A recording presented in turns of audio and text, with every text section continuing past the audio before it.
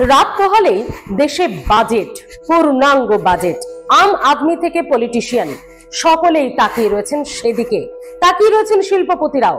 কোন খাতে কত বরাদ্দ, কোনটা বাড়ছে কোনটা কমছে। কিন্তু তার আগে সবে তো নজর থাকবেই আমাদের। তবে তার আগে জানেন কি, এই বাজেটে রেকর্ড হতে চলেছে, রেকর্ড ভাঙতে চলেছেন নির্মলা সীতারামন অর্থমন্ত্রী হিসেবে। হ্যাঁ, সপ্তম বাজেটে ইতিহাস নির্মলার। 22শে জুলাই থেকে শুরু হচ্ছে সংসদের বাজেট অধিবেশন। লোকসভা ও রাজ্যসভায় পেশ হবে আর্থিক সমীক্ষার রিপোর্ট। 23শে জুলাই বাজেট পেশ করবেন কেন্দ্রীয় অর্থমন্ত্রী নির্মলা সীতারামন। মোরারজি দেশাই, তার কথা নিশ্চয়ই আপনাদের মনে আছে, তারই রেকর্ড ভাঙতে চলেছেন এবার তিনি। তৃতীয় মোদী সরকারের প্রথম বাজেট মঙ্গলবার পেশ করবেন অর্থমন্ত্রী নির্মলা সীতারামন। সেই সঙ্গে গড়তে চলেছেন টানা 7 বার বাজেট পড়ার নজির। পেছনে ফেলতে চলেছেন কাকে জানেন? যার নাম করলাম প্রাক্তন প্রধানমন্ত্রী মোরারজি দেশাইকে, যিনি নির্মলার মতোই উপর্যুপরি 6টি বাজেট বক্তৃতা দিয়েছিলেন। 2019 সালে নরেন্দ্র মোদী দ্বিতীয়বার প্রধানমন্ত্রী হওয়ার পরে ভারতের প্রথম পূর্ণ সময়ের মহিলা অর্থমন্ত্রী হয়েছিলেন নির্মলা সীতারামন। তারপর থেকে টানা 5টি পূর্ণাঙ্গ বাজেট ও লোকসভা নির্বাচনের আগে একটি অন্তর্বর্তী বাজেট পেশ করেছেন এই নির্মলা সীতারামন। শীর্ষে অবশ্য এখনো মোরারজি দেশাই রয়েছেন। বাজেটের সংখ্যার দিক থেকে অবশ্য মোরারজি দেশাই এখনো শীর্ষে। জওহরলাল নেহেরু এবং লাল বাহাদুর শাস্ত্রীর প্রধানমন্ত্রীত্বের আমলে তিনি মোট 10টি বাজেট পেশ করেছিলেন। 1959 সালের 28শে ফেব্রুয়ারি প্রথম বাজেট পেশ করেন তিনি। আরো 2টি পূর্ণাঙ্গ বাজেট পেশের পরে 1962 সালের লোকসভা ভোটের আগে অন্তর্বর্তী বাজেট বক্তৃতা দিয়েছিলেন মোরারজি দেশাই। ভোটের পরে অবশ্য পেশ করেন আরো 2টি পূর্ণাঙ্গ বাজেট, অর্থাৎ টানা 6টি বাজেট। এরপরে 1967 সালে একটি অন্তর্বর্তী ও পরে টানা 3টি পূর্ণাঙ্গ বাজেট পেশের অভিজ্ঞতা মোরারজি দেশাইয়ের রয়েছে।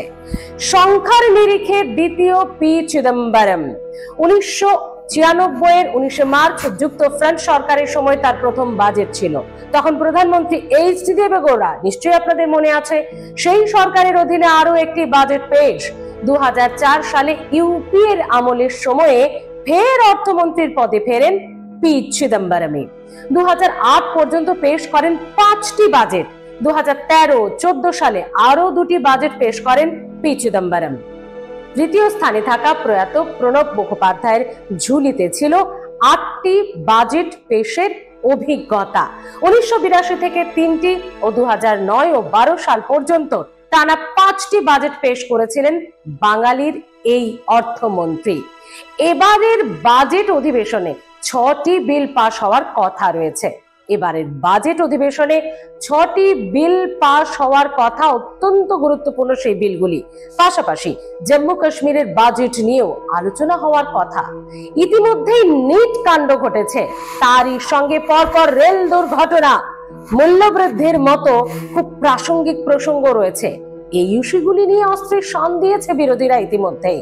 আগামী 5 বছরে কোন পথে দিশা দেখাবে মোদী সরকারের এই বাজেট, কর ছাড় থেকে শুরু করে নিত্য প্রয়োজনীয় জিনিসের দাম নিয়ন্ত্রণ, তা নিয়েও কেন্দ্রীয় সরকার কি পদক্ষেপ নেবে, তার দিকে তাকিয়ে গোটা দেশের আম আদমি।